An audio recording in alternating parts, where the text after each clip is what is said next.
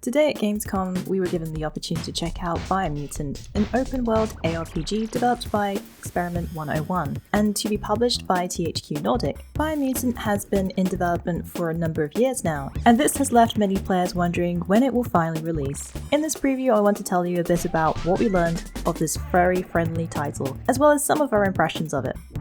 The thing that really caught my attention about Biomutant was that the scale of the game is incredibly ambitious for a 20-man team, which very much explains why the game has been delayed before. The game will be roughly 8 km by 8 km of open space for players to explore, which is smaller than many recent open-world games like Assassin's Creed Odyssey, but it was explained that they wanted all the space to feel meaningful and worth exploring. Something I can really get behind, because while I loved AOC, I would have rather had a smaller area to play in with more attention to detail. Watching the short video presentation that was about 10 minutes long, you could really see the variety of monsters to face, the ways you can do it in, and the amount of things there are to do and see within the game world. And this video presentation even left things like character creation, weapon customization, classes, skills, and how making your character look a certain way will affect the way your character plays.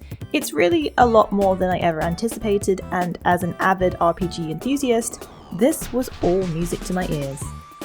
Biomutant really looks and feels like you can play the way you want and explore at your own pace, and something particularly intriguing was the way in which the ending of the game unfolds. This is not spoiled for us, but we were made to understand that once you meet certain criteria, whenever you should be within the game world, the final objective will trigger and you can choose to do it then or delay it until later.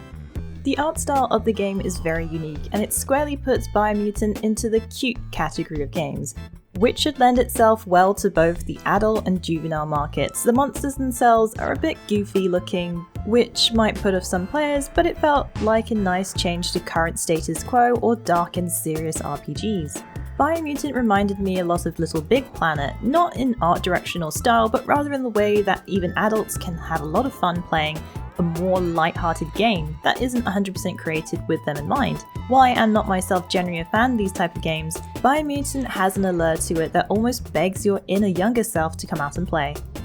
I love customization in my RPGs, and Biomutant features a healthy amount of it, from the size of your character's head affecting its intelligence to the skills and weapons you gain from helping or destroying certain tribes of animals. It really feels as though no two players will have the same experience. Even things like changing your clothes will protect you from the elements, and if you want to make a new weapon, then all you need to do is combine the parts you find around the map. Want to make a mace out of a banana, plunger and glass? Well, you can.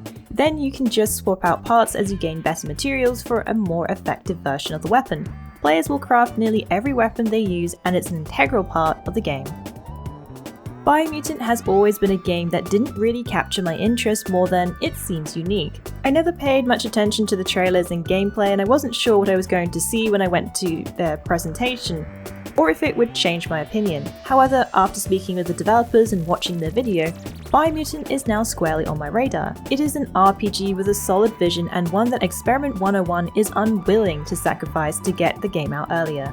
We've been told the game should be launching early next year and that they will likely announce the release date by the end of September. Stay tuned for more Biomutant coverage as we explore a game flying low under the radar.